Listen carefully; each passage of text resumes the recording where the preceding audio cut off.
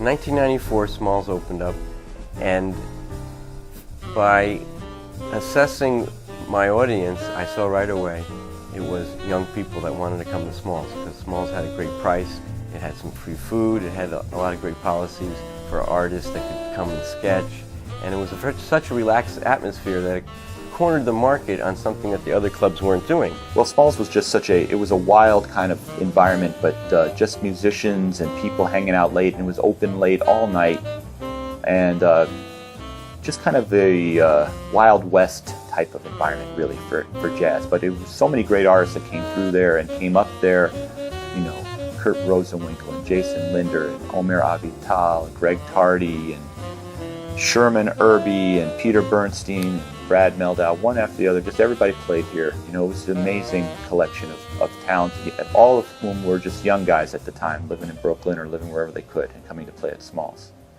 I started playing at Smalls in 1994. Mitch Borden gave me the opportunity to play here. He gave me the gig that started at 2 a.m. on a Tuesday, went to 6, and I was here for years doing that 2 a.m. to 6 a.m. slot, running a jam session, playing with my group, and hanging out in what was one of the most unbelievable environments for music. You know, I came up at a time when the Village Gate was still around, Bradley's, and Smalls was kind of a new thing in that it integrated all these musicians together in an extremely informal environment. And it was just a wonderful, wild time. And I watched Mitch Borden work tirelessly and admirably from a very generous point of view of giving to the artist and to the cultural scene of New York City.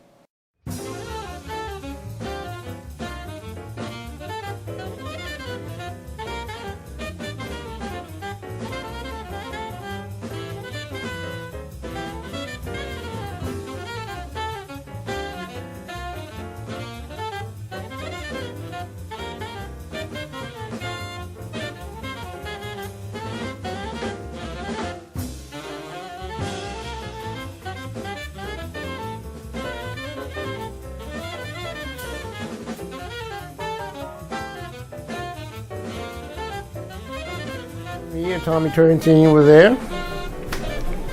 I lived in it. Frank Hewitt, piano player, we lived here. I lived in the refrigerator, the walk-in refrigerator. I made the New York smallest apartment in the walk-in refrigerator. And I was there from sometime all night, all day until I was, you know, back and forth to LA, so I was in there 24/7.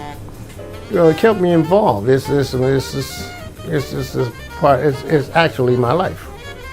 You know, it keeps me going. When I first came to Smalls, you know, it was the Smalls that would stay up until 9, 10 in the morning. That was around the time when I first got here in 2002. And if you missed that, yeah, it was something. It was pretty happening.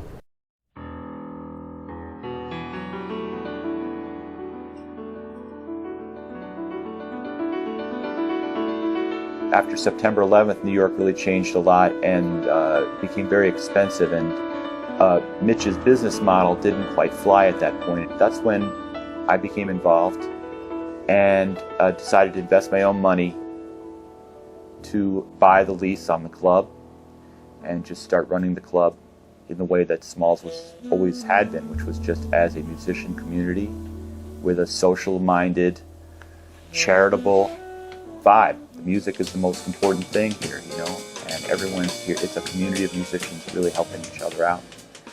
My name is Spencer Murphy. I'm from Syracuse, New York originally, and I moved to the New York metropolitan area to go to school in 2006. And I met Spike Wilner in 2007. He was doing his master's program at the school we were both attending. And he hooked me up with my first gigs in New York, down at Smalls right after it first reopened. And the following summer, 2008, which is 5 years ago now, he hired me as a manager at the club. And I've been night manager on the weekends ever since. And in that period of time, I've watched a lot of musicians grow a great deal because of their relationship with Smalls. Musicians of all ages. Musicians who are my age or younger, getting their first chance at performing in front of live audiences and in front of their colleagues and honestly their idols at the club, because Smalls is a big hang. you've ever been, you know that. And also musicians who are older getting a second chance to re-explore their own voice on their instruments. A lot of older cats, as well as some of the greatest names right in the middle. You know, it was beautiful for me to come to New York and to come to Smalls because it gave me an opportunity to not only nurture my own voice artistically and musically, but also to perform with and watch perform some of my idols, some of the cats I came up listening to. Hello, my name is Stacy Dillard, and I'm here to talk with you about what I like about Smalls, which is practically everything, being that I'm a musician myself, being a jazz music is widely played and widely sought after and attended at a place like Smalls, known from people all over the world. That adds something to it. I like the community that's there. I like the work staff. I like what's going on, you know. I like to play. I like to play for real. I don't like to tiptoe. I like to express, whether it's whispering or stomping my feet and shouting and all in between. But the thing is that, you know, Smalls is an environment in which musicians, from what I've seen, feel more free to do that there as opposed to other places.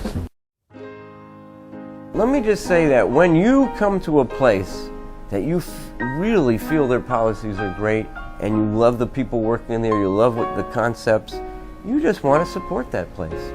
You want to call, that's my home away from home. That's my temple. That's where I go to sit down and take in literature, art, poetry. This is a cultural center. Smalls has always been on a mission to keep its doors open as many hours of the day as possible and to get as many bands up in one day. We often have 4 bands a day here. And to include as much audience as we can by making all kind of prices affordable for the students that come here. And our major clientele are students, by and large. We need them, and we need to offer them great policies like stay all night for just one price, and it's often just $10 for students. And we have some no-cover shows that they can attend as well. And what we feel working with the students this way is we have ensured our longevity as that there will always be Smalls open to return visits by these students that then get older and appreciate jazz as they are coming of age and as a connoisseur of jazz on their own. But when they come here as a student, it's often the most incredible experience for them. They feel inspired by the musicians that work here and they see how devoted they are.